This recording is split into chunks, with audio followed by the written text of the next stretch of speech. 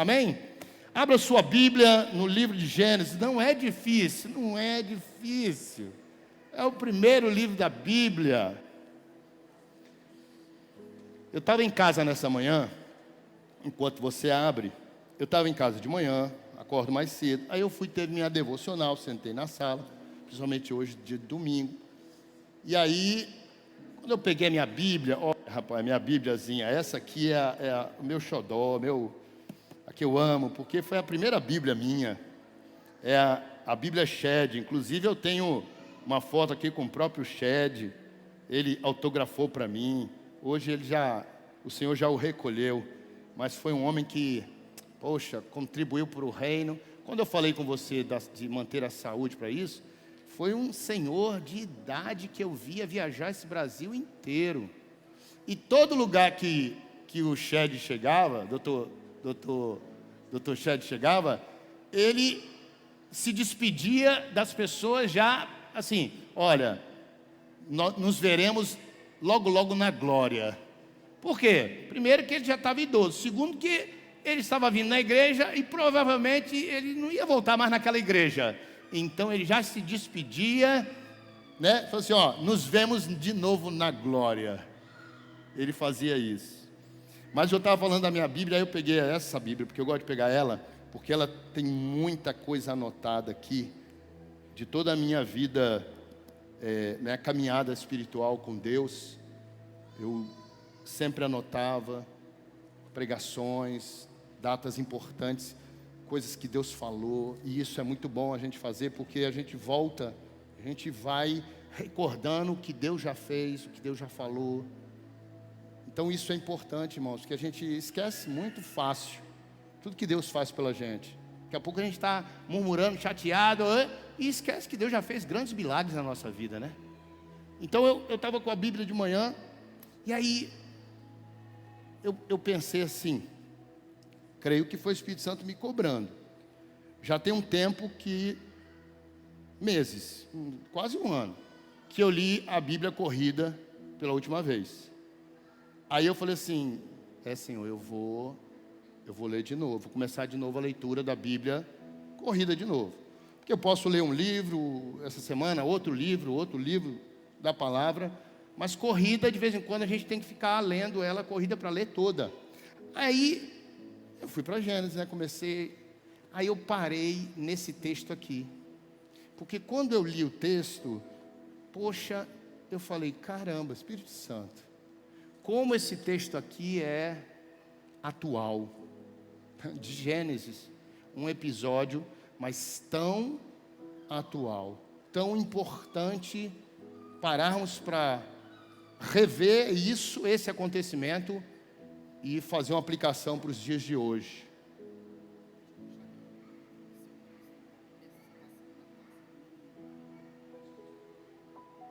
Obrigado, viu, gata? Tá linda, viu?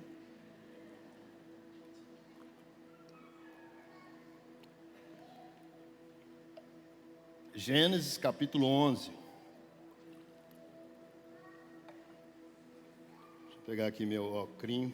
Cadê ele?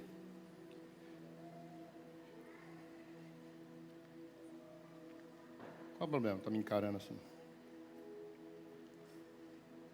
Vamos lá? Diz assim, capítulo 11 de Gênesis. Em toda a terra havia apenas uma língua e uma só maneira de falar. Os homens partiram do Oriente, encontraram uma planície na terra de Siná e habitaram ali. E disseram uns aos outros, vamos fazer tijolos e queimá-los bem. Os tijolos nos servirá de pedra e o betume de argamassa. Disseram, venham, vamos construir uma cidade e uma torre cujo topo chegue até os céus e tornemos célebres ou famosos o nosso nome, para que não sejamos espalhados por toda a terra. Então o Senhor desceu para ver a cidade e a torre que os filhos dos homens estavam construindo. Versículo 6. E o Senhor disse, Eis que o povo é um e todos têm a mesma língua, ou a mesma linguagem. Isto é apenas o começo, agora não haverá restrições para tudo o que planejam fazer. Venham, vamos descer e confundir a língua que eles falam, para que um não entenda o que o outro está dizendo. Assim o Senhor os dispersou dali pela superfície da terra e pararam de edificar a cidade. Por isso, a cidade foi chamada de Babel, porque ali o Senhor confundiu a língua de toda a terra, e dali o Senhor os dispersou por toda a superfície dela. Até aqui. Feche os teus olhos, nós vamos fazer mais uma oração, porque essa é a palavra do Senhor, e nós precisamos da ação do Espírito Santo. A palavra de Deus diz que a gente só vai discernir, entender a palavra através do Espírito Santo. Ele que nos faz compreender os mistérios e a vontade do Senhor. Então nós vamos invocar para que o Espírito Santo venha sobre nós e Ele nos faça compreender, cada um de nós, porque Ele também é o único que pode nos convencer do pecado, da justiça, do juízo. Então, se o Espírito Santo não operar, vai ser apenas conhecimento, mas se o Espírito operar em mim e em você, vai ser revelação, e aí isso acrescenta muito para a nossa vida espiritual. Deus, mais uma vez nós estamos aqui na Tua casa como igreja, servos do Senhor. Pai, esse povo está aqui para ouvir a Tua voz. Deus, essa é a Tua palavra, inspirada pelo Senhor, e ela é apta, poderosa, para corrigir, ensinar, para aperfeiçoar, para que possamos, todos nós, nos tornarmos habilitados para toda boa obra, e também para que possamos caminhar segundo a Tua vontade, porque a Tua vontade sim, ela é perfeita, ela é boa, ela é agradável, suficiente, e vai trazer para nós uma vida plena. Por isso eu peço em nome do Senhor Jesus, vem sobre nós. Eu te peço que o Senhor use a minha vida, a minha mente, meu coração, minhas emoções, os dons que o Senhor tem liberado sobre mim, para que a Tua congregação, os Teus filhos recebam essa palavra.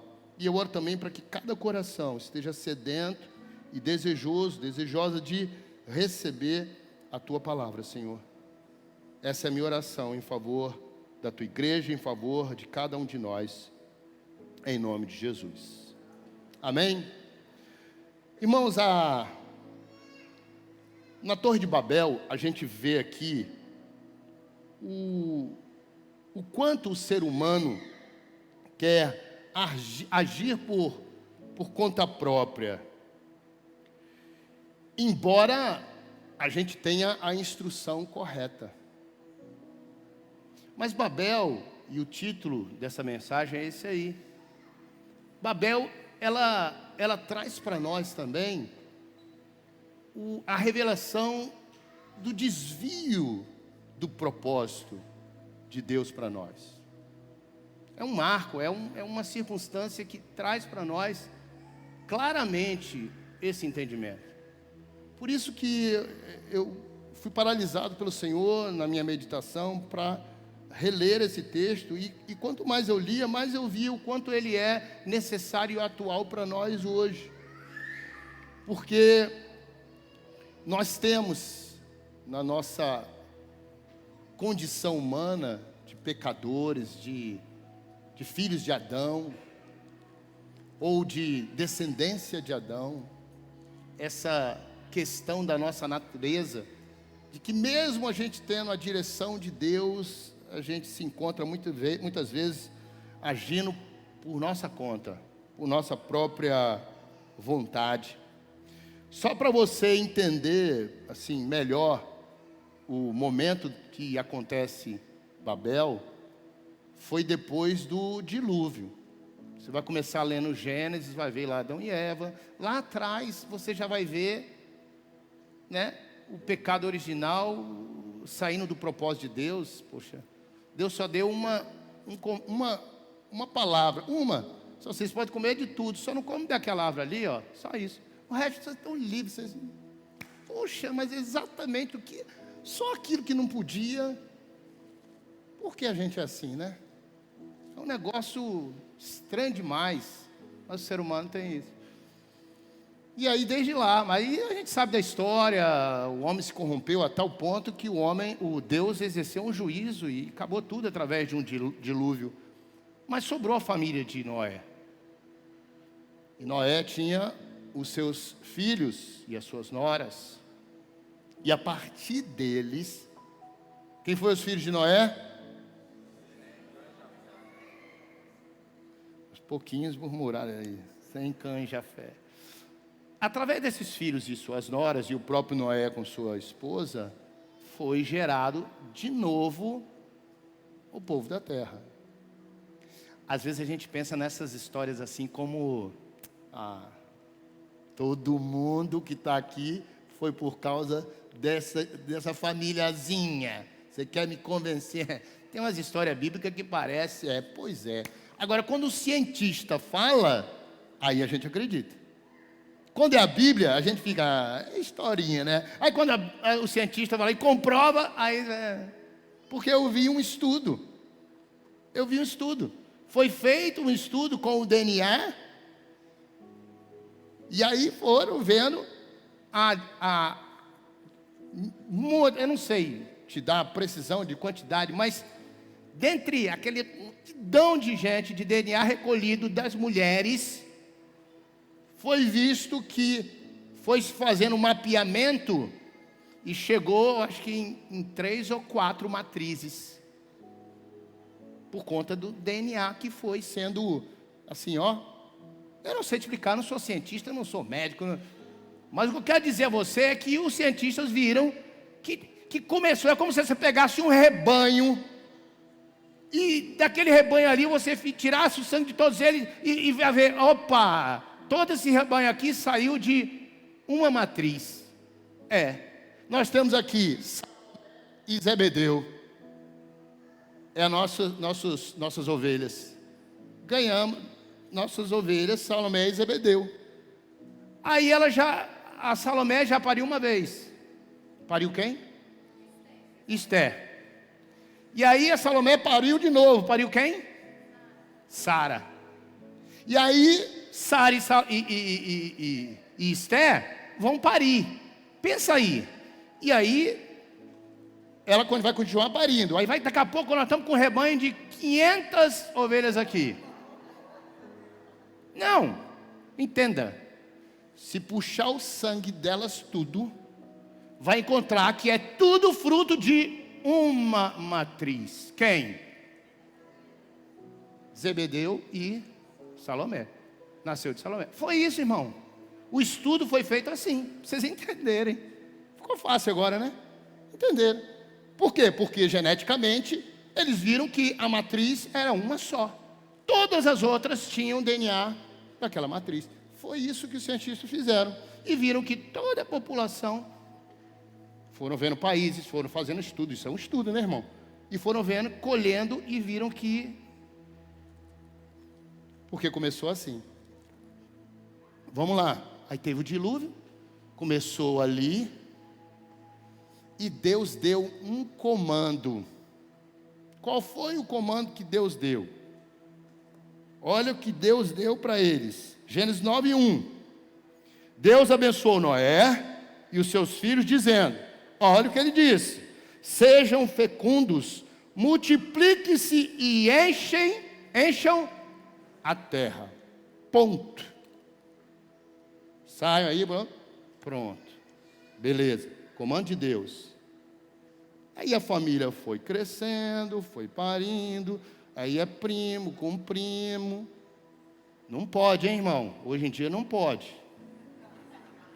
Até o meu tempo podia. Mas hoje em dia não pode mais primo com primo. Mas aí, rapaz, como Deus é bom, mostra tudo. A minha esposa é minha prima. Eu casei com minha prima, prima carnal. A minha mãe é irmã do pai dela. Então, primos carnais. E a gente casou. E teve 2 meninos.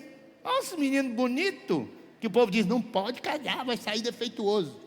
Eita, mostra que defeito você tem aí, fica de pé, Bazan. Defeituoso? Será que esse menino é defeituoso? E a filha também, cadê ela? Não estou vendo aqui.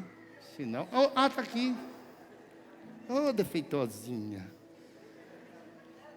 Então, aí começou assim, a família ali, primo com primo, e foi, aí o primo do primo do primo. E aí foi, a coisa foi aumentando, foi aumentando, foi aumentando, foi aumentando. Aí estava já um povão, irmão.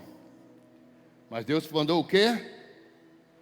Vão povoar a terra. Aí sai todo mundo junto. E vai caminhando. E aí o texto que a gente começou a ler, eu vou lá, não. Começar lá, peraí, cadê? Em toda a terra só havia uma língua e uma só maneira de falar. Os homens partiram do Oriente, eles estavam no Oriente, e encontraram uma planície na terra de Siná, e habitaram ali. Habitaram ali. Presta atenção. Eles saíram todo mundo junto. E aí, em vez de cada família ou grupos de família ir para um lado ou para o outro, não, eles chegaram nesse vale, gostaram, rapaz, que vale. Claro, se você for na geografia lá, de um lado tem o Eufrates, do outro tem o Tigre, os rios, e um vale maravilhoso. E aí eles, acamparam ali, todo mundo junto. Como diz o Cláudio Duarte, família aglutinada. Todo mundo junto, aglutinadinho, não queria separar. E ficaram ali. Aí que a coisa começa a acontecer, irmãos. Porque eu quero tirar lições com você desse texto. Eles tinham uma só língua, por quê? Eles, com Noé, com sua mãe, eram do mesmo povo e só tinha uma língua. Qual era a língua, pastor? Não sei. A Bíblia não diz que língua era, mas era eles com aquela língua.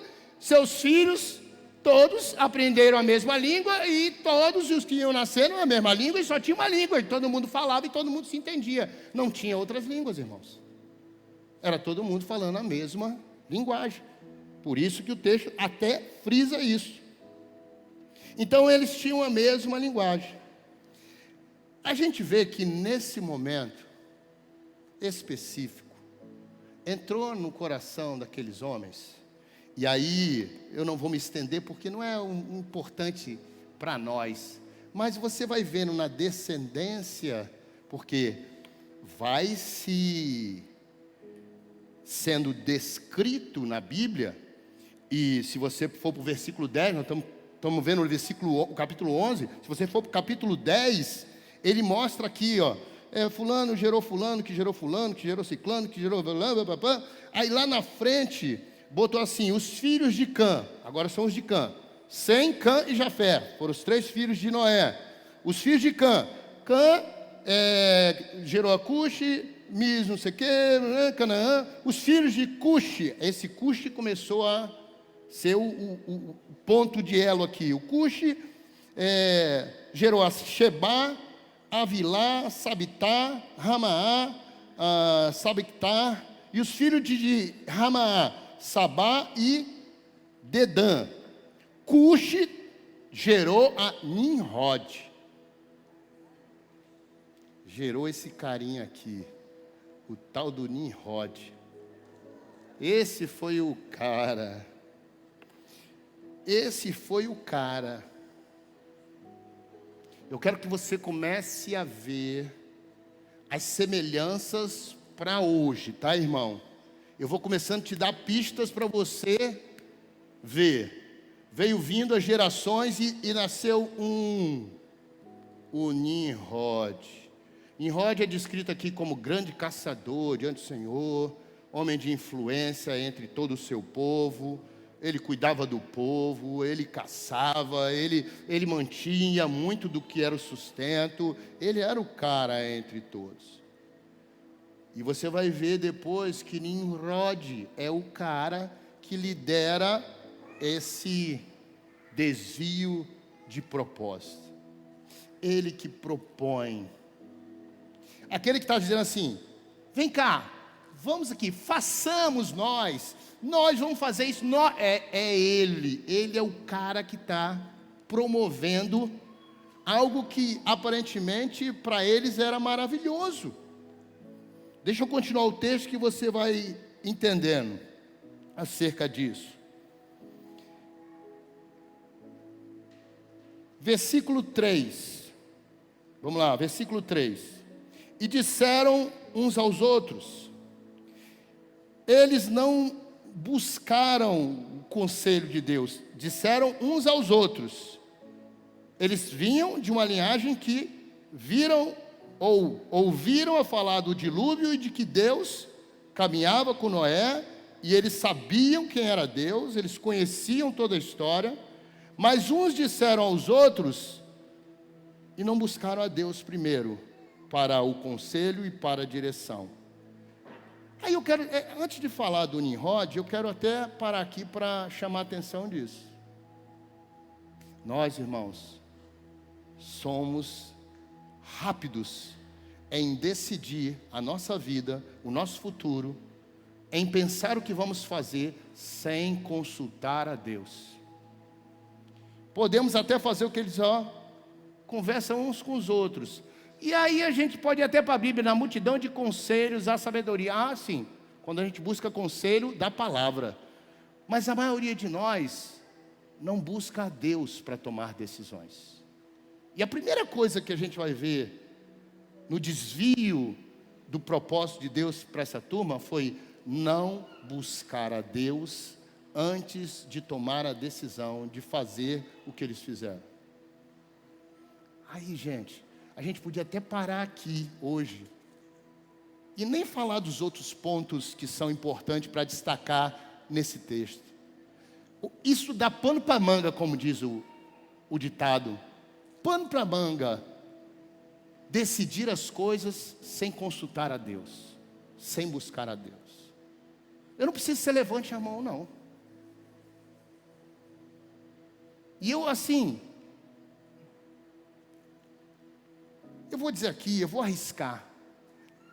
100% das pessoas que estão aqui. 100%. Quando eu falo 100%, eu estou me incluindo. Amém? Eu sou gente, estou aqui. 100%, na maioria das vezes, nos encontramos assim, tomando decisões sem perguntar a Deus, sem orar antes, sem buscar saber o que Deus tem. Por isso é que a gente não consegue avançar em muita coisa. Por isso que a gente empaca. Porque a gente vai ver aqui, eles empacarem naquilo que tinham para eles, por conta de que, em vez de consultar a Deus, conversaram entre eles, ou seja, decidiram eles mesmos o futuro, o propósito, os planos. Eles decidiram. E muitas vezes é assim, nós é que decidimos o que nós vamos fazer. Depois a gente corre atrás do prejuízo, isso a gente faz. Quando dá errado, quando a coisa não vai certa, a gente procura Deus para ver se tem jeito com o que a gente fez, com o prejuízo, com o problema. Então, isso para nós aqui já é um ponto de partida em o nome do Senhor Jesus Cristo. Quando eu falo 100% é porque às vezes eu mesmo, meu irmão, depois de ler, de conhecer, de entender a palavra, de saber que Deus é poderoso, Deus pode todas as coisas, eu me vejo muitas vezes conversando sobre as questões que envolvem a igreja, envolvem a minha vida, e aí eu me vejo decidindo, eu me vejo buscando soluções, sem parar para orar e dizer assim: Deus, o que eu faço? Deus, o Senhor está vendo o que está acontecendo, me dá uma luz, me dá Mas é assim, é 100% aqui, irmão, 100%. Por isso que eu falo com liberdade, porque eu estou no meio. E eu tenho que vigiar, para que em todo tempo, Espírito Santo, perdoa, eu estou fazendo isso aqui. E Ele me alerta mesmo. Ele me alerta para eu acordar e lembrar de orar. Lembrar de buscar uma... Irmão, quando você tem uma dor de cabeça, o que você faz primeiro? Você toma remédio. Estou dando um exemplo simples. Você não é capaz de orar. Diz assim: Senhor, em nome de Jesus, eu não quero tomar remédio não, porque remédio é droga, Senhor. Eu não quero ficar me intoxicando e poluindo meu corpo com tanta droga. Deus, tira essa dor de cabeça. Eu rejeito em nome de Jesus. Há poder no teu nome, Jesus. Eu rejeito. Irmão, se a tua oração não der certo, toma o seu remédio. Mas ora primeiro. Tenha a experiência primeiro de orar, de colocar diante de Deus. Aí, depois você faz alguma coisa. Mas você foi para diante de Deus e colocou Ele. Rapaz, se você fizer isso, eu estou a te dizer, você vai se surpreender a quantidade de vezes que você vai ter resultados surpreendentes, porque você colocou Deus na frente. Aí o texto continua, no versículo 3 e 4, que é o que a gente está lendo. Disseram uns aos outros. Uma das primeiras coisas que a gente aprende aqui nesse texto, que eles falam e eles decidem entre eles o que vão fazer, é que nós podemos decidir. A gente pode fazer plano, irmão. Tanto é que eles fizeram. Entre eles, nós vamos fazer tijolo, nós vamos fazer uma cidade, nós vamos fazer uma torre para fazer o nosso nome ficar. Nós podemos, irmãos. A gente pode tomar decisões, a gente pode fazer planos. Deus nos deu capacidade para isso. Deus nos deu autonomia para isso. Eu comecei falando sobre a primeira coisa, o primeiro ponto. Mas eu e você podemos fazer plano? Podemos. Deus nos deu a liberdade, Deus nos deu capacidade de fazer planos. Agora, a própria palavra diz que os nossos planos, eles só vão se concretizar se estiver debaixo da vontade de Deus. Porque senão, eles estão fadados ao fracasso. Olha o que diz esse texto aqui de Provérbios 16, 1 a 3. Podemos muito bem fazer planos para o futuro, mas o resultado final é o Senhor que produz. Todos os caminhos do homem lhe parecem certos, mas o Senhor avalia as nossas verdadeiras intenções. Deixe nas mãos do Senhor tudo quanto você faz, e todos os seus planos serão bem. Primeiro texto aqui em Provérbios diz assim: podemos muito bem fazer planos do futuro. A gente pode fazer plano do futuro. Agora, para nós, todos os caminhos de tudo que a gente decide parece bom. Mas Deus é que sonda o coração e sabe qual é a intenção do nosso coração verdadeiramente quando a gente faz decisão. E o que a gente está lendo aqui em Babel é exatamente Deus olhando qual era a intenção. O problema não era construir uma cidade, o problema não é construir uma torre, não é. O problema é qual era a motivação para eles estarem fazendo isso. Porque Deus sonda o meu e seu coração e sabe da motivação nossa, dos nossos planos, dos nossos projetos. Você precisa e deve fazer projetos, planos, sonhos, mas coloca diante de Deus. Pergunta a Deus se Ele está nisso, se Ele aprova isso. Antes de você empreitar, antes de você avançar, antes de você começar a iniciar qualquer coisa, pergunta a Deus, coloca diante dEle. Porque se estiver debaixo da vontade dEle ou da bênção do Senhor, eles serão bem-sucedidos. Se não, será frustrado, como diz aqui o texto. Porque Ele vai sondar a intenção do teu coração qual é. E Ele vai te mostrar o valor que isso tem, se vai avançar ou não vai. Então, Deus avalia a verdadeira intenção do coração. Foi isso que Deus viu naquele povo, irmãos. A verdadeira intenção na construção daquela cidade, daquela torre. Quando Deus viu a intenção, aí Deus agiu. E o próprio texto vai mostrando, revela para nós qual era a intenção do coração deles. Olha o que diz o versículo 3: e disseram uns aos outros: vamos fazer tijolos e queimá-los bem, usar os tijolos em lugar de pedra, e piche em vez de argamassa. Ó, se você não entende construção, vou te dar e vou te falar um pouco sobre um alerta nisso aqui. Presta atenção. Na construção, a argamassa é o que cola. É tipo o cimento, que cola. Mas inclusive hoje tem argamassa mesmo, que ela é até mais forte para colar. E a pedra, irmão, era antes o material usado. E a argamassa, eles já sabiam. Só que eles chegaram nessa planície, e essa planície não tinha a matéria-prima para construir. Aí nós somos seres humanos pensantes. A gente cria, a gente dá um jeito. Cadê o Denis? Denis está aí? Não vi o Denis aqui, né? Não veio hoje. Denis é um cara assim, ele trabalha conosco aqui. Ele dá um jeito, ele pensa e cria um jeito para aquilo ali, e o negócio funciona. A gente tem essa capacidade. Aí o que eles fizeram? Viram que tinha muito barro ali, pegaram o barro, juntaram, moldaram, viram que era capaz de moldar, foram lá, aqueceram aquilo. Eu estou falando de forma muito simplória, mas isso foi entre acertos e erros, provavelmente.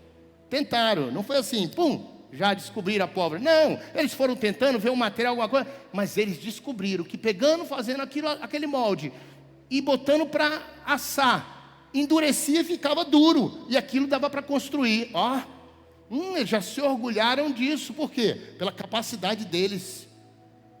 E aí, eu quero só chamar a sua atenção, irmão.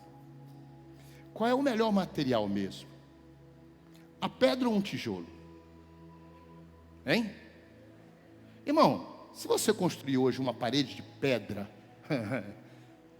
com argamassa, com a cola certa, meu amigo, não tem como derrubar, porque é muito forte. Mas eles deram um jeito. Em vez de ter o material de primeira, deram um jeitinho com o material de segunda. Vou botar assim. Hoje em dia a pedra ainda é um material de primeira, só que é muito caro. Hoje em dia se tornou caro, se tornou difícil, né? Porque você vê um caminhão de pedra para manusear. Mas qual é o mais resistente? É a pedra. Você fazer um muro, fazer uma construção de pedra, ali é para a vida toda. Porque se você for em Israel, você vai ver construções que estão em pé até hoje. Por quê? Porque é de pedra. Se fosse de tijolo já não existia mais. Mas como é de pedra, ficou em pé. E a gente, irmão, gosta muito de dar um jeito. A gente sai daquilo que é o certo e dá um jeitinho na nossa vida. E a gente cria um material, ou eu não sei se vocês estão entendendo o que estou querendo dizer, mas nós temos essa capacidade, irmãos, de sair daquilo, pegar o material que é o certo de primeira e dar um jeito na circunstância. Eu vou te dar exemplo. Eu quero construir um casamento, mas em vez de eu pegar o material certo para construir o casamento, eu construo dando um jeitinho. Deus fala aqui, não é para fazer sexo antes do casamento, mas eu namorando com minha namorada, a gente vai fazer um sexo só para experimentar. Eu vou casar mesmo, então eu vou fazer e não tem problema. Eu estou construindo meu futuro, minha família. Mas eu saio do que é o projeto de Deus, de construir com pedra forte, firmado na rocha, e vou dando um jeitinho com o material que eu tiver, construindo sobre areia. Tem até outro texto lá que a gente vai ver. Aquele que constrói com pedras preciosas, né, com ouro, e outros que constroem com palha, com feno, com madeira.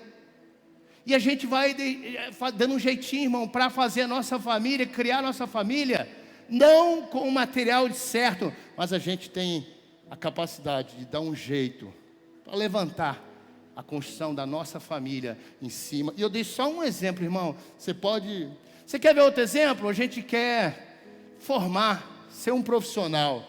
Ah, irmão, mas na faculdade, e aí eu falo com um jovem que está na faculdade, dá um monte de jeitinho para passar. O outro lá assiste a aula, faz o trabalho aqui, você ganha nota, estica para lá, dá um jeito, e forma, irmão. Pegou o canudo. Mas construiu uma provisão em cima de quê? Colando, filando aula e pedindo um jeitinho para ganhar nota? Só para ter o canudo? Que profissional vai ser? Para aí para pensar, é ou não é? Pensa você cair na mão de um médico que foi esse aluno. Já pensou? Você quer ir para um médico que passou a faculdade toda colando, dando um jeito ali, copiando o trabalho do outro? Você quer cair na mão do médico desse? Pois é, mas tá assim, ó. Tá assim. Amizade, você quer construir uma amizade em cima de quê? De infidelidade, de mentira, falta de honra, de traição, de inveja. Nós somos assim, irmãos. A gente tem um material de primeira, porque Deus nos dá aqui o ensino de como construir qualquer coisa na nossa vida, mas a gente vai dando um jeitinho, como ali em Babel. Não tinha material, vamos fazer aqui, vamos dar um jeito, vamos criar aqui uma forma. E criaram mesmo. E cria, e parece que está tudo bem, até gerou orgulho para eles. Eles foram se engrandecendo ainda mais, porque eles tiveram a capacidade de não ter pedra, mas eles criaram. Aí não tinha argamassa, mas naquela região, e se você for estudar vai ver, lá brota o piche, que é o asfalto, irmão. E o asfalto também, ele fica compacto. Ele como cola. E eles fizeram o teste lá, opa, deu certo, segurou igual argamassa aqui. Que coisa! E assim foi, eles se firmando naquilo que eles podiam fazer, naquilo que eles podiam gerar. Nós somos profissionais nisso aí, irmão. E a gente constrói assim, dessa forma. Agora, a segunda coisa desse texto ainda, eles viram que eram capazes. E assim tem sido a humanidade. Aí eu vou sair só do âmbito aqui da igreja e pessoal, mas estou falando da humanidade, se sente capaz. E começa, através da tecnologia, da ciência, o homem começa a achar que está podendo. E começa a excluir Deus. Por quê? Porque o homem, ele está crescendo demais. A ciência está muito avançada. Para que Deus? Se agora eles estão descobrindo tudo que precisam. Eles resolvem tudo. Eu estava com o Vitor na mesa hoje conversando. Eu citei aqui o DNA, que há um tempo atrás ninguém sabia sobre o código genético do homem, mas os cientistas descobriram, opa, através do código genético do homem dá para ir vendo a origem do homem. Você sabia disso? Da onde o homem veio? Através do código genético, você vai ir vendo. E eles foram, irmão, estudando. Aí eu li um livro. Sabe qual era o livro? O DNA de Deus.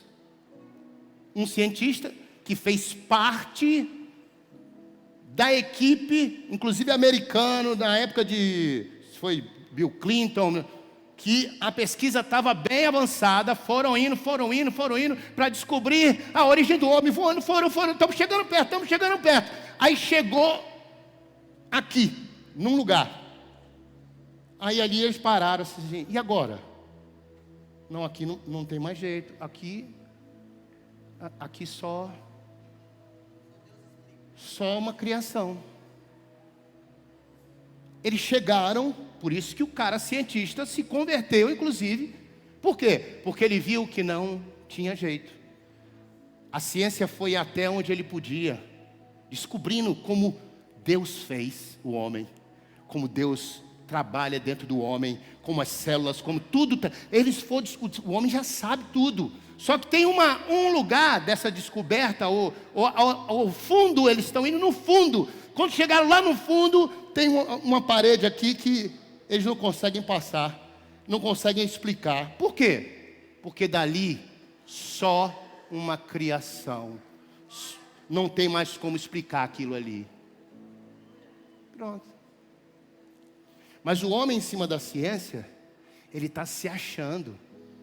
Aí hoje temos você fala, até comentou na mesa, inteligência artificial. Irmão, para muitos aqui, isso ainda é coisa de filme. Quem viu Exterminador do Futuro? Que as máquinas dominaram o mundo, e aí o resto de ser humano estava brigando contra as máquinas. Pois é, irmão. Os filmes parecem que é os profetas do Apocalipse. Porque a inteligência artificial é isso. Máquinas tendo autonomia de pensar. Máquinas tão avançadas, computadores tão avançados que eles têm a condição de pensar. Pensa aí onde isso vai dar. Então o homem está descobrindo coisas que assim, a gente não precisa de Deus. Foi o sentimento dessa turma aqui. Foi o que Nimrod promoveu para aquele povo, ou gerou no coração daquele povo. E aí depois eles ainda disseram assim, vamos construir uma cidade com uma torre que alcance o céu.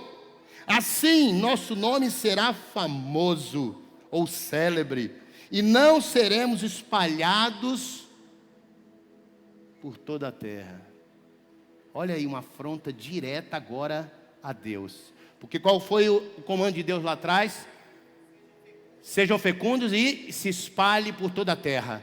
Eles fizeram questão de afrontar a Deus e assim, vamos fazer aqui uma cidade poderosa, vamos erguer uma torre que vá até os céus, vamos tornar os nossos nomes conhecidos, vamos nós, Deus fora, vamos nós gerar tudo que precisamos para nossa.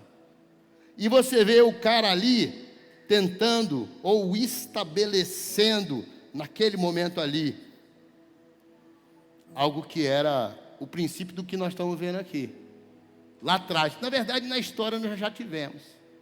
Mas o que você vai ver logo de início aqui é o humanismo, ou seja, o homem começa a colocar nele toda a atenção, como se o mundo estivesse aqui por nossa causa, como se nós fôssemos o centro. Vamos tornar nosso nome célebre. Nós. Rapaz, nós. Tudo é nós. Jesus diz assim, meu pai ainda trabalha e eu também. Mas a gente acha que Deus trabalha para a gente. Sabe qual é o nosso pensamento, gente? Que a gente está aqui nessa vida e Deus está trabalhando para nos sustentar, para nos abençoar, para cuidar de nós, para tirar a gente da enrascada, para nos levar para o céu. Ele está trabalhando para isso. Esse é o nosso pensamento louco. Babel está ensinando aqui que nós não somos o centro é Deus. Nunca que nós vamos conseguir ir aos céus como eles queriam, porque na verdade é de lá que vem, não é daqui para lá, é de lá para cá, irmãos. É do alto que vem toda boa dádiva. Ninguém vai chegar aos céus através das suas próprias forças ou pelo que você acha ou pensa. Você só vai chegar aos céus, irmão, por um caminho, e esse caminho é Cristo. Não há outra forma. Ninguém vem ao Pai, ninguém virá, ninguém vai chegar se não for através de mim, Jesus. E eles falam, vamos tornar nossos nomes célebres. Não seremos espalhados por toda a terra. Aqui a gente vê uma desobediência direta, como falei, mas também eles queriam ali gerar uma ordem mundial, um único governo, uma única nação, um único povo. Alguma semelhança, irmão? com o que nós estamos vendo agora? Porque está todo mundo aí com medo e está todo mundo aí enxergando que nós estamos exatamente vivendo de novo Babel. Estão tentando levantar de novo a torre. Como? Um governo único, o anticristo, aquele que vem gerar paz, aquele que vem gerar unidade, aquele que vem gerar uma só moeda, aquele que vem como o salvador da pátria, ou o salvador do homem. É isso que está acontecendo, a gente sabe disso. Significa que Babel está sendo levantado de novo, irmão. De novo, o homem tenta levantar Babel. Mas, irmãos, se você for ver, durante toda a história, tentou se levantar. Tantos impérios se levantaram, o Império Romano se levantou para fazer isso, dominar tudo. O Império Babilônico se levantou para fazer isso. Esses dias da nossa, perto de nós, Hitler se levantou para conquistar todas as nações, gerar uma raça. Em todo tempo o homem quer levantar de novo a torre. Só que essa que nós estamos vendo agora é a última. É a última torre. Por quê? Porque ela está profetizada em Apocalipse.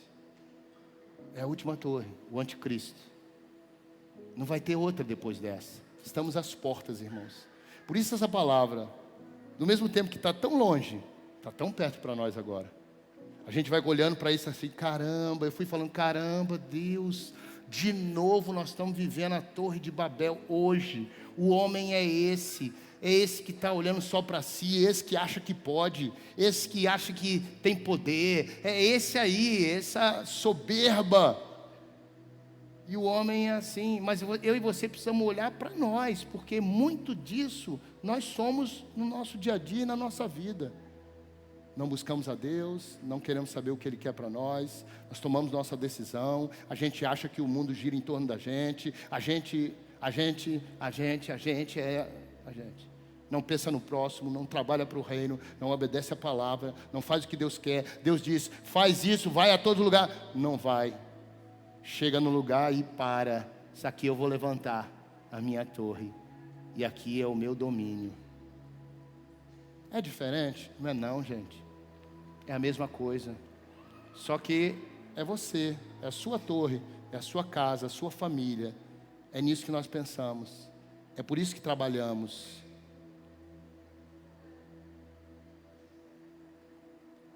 Para finalizar aqui, irmãos. Eu nem estou indo para o final do texto, porque esse texto a gente pode explorar demais. Porque Deus olha para baixo e Ele diz assim, epa,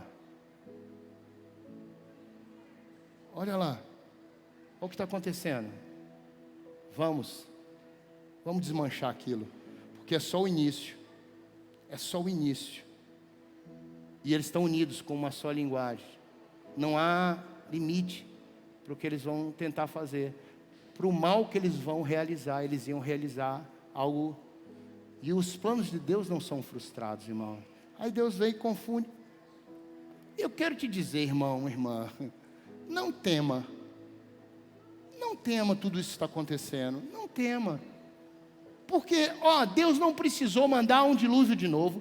Deus não precisou mandar fogo do céu como Ele fez lá com Sodoma e Gomorra. Deus não precisou nada. Deus não precisou nada. Como é que Deus fez aquilo tudo ali? Embolou a língua de cada um. Acabou. Pedro já foi embora? Tanaka? Está aí? Cadê Pedro? Está aqui não? Pedro Tanaka não está aqui não? Eu queria só dar um exemplo para vocês, porque o Pedro é um jovem que congregava aqui, está morando na Alemanha, fala alemão perfeitamente. Aí eu ia chamar ele, o Vitor e o Heroíto, que fala, você fala alemão? Fala inglês? Pronto, simples. Pegar os três aqui e cada um falar a mesma coisa um para o outro. Você entende alemão? Não ia entender nada. Você não ia entender nenhum. Foi o que Deus fez, embolou a língua deles. Deus só precisou. Rapaz, para pensar como Deus. A gente fica achando que a gente chegou. Deus com uma coisinha simples. pegou esse órgãozinho, e você ia falar, e... O quê? Pega o tijolo aí. Rapaz, pega o tijolo. Você... Acabou o projeto.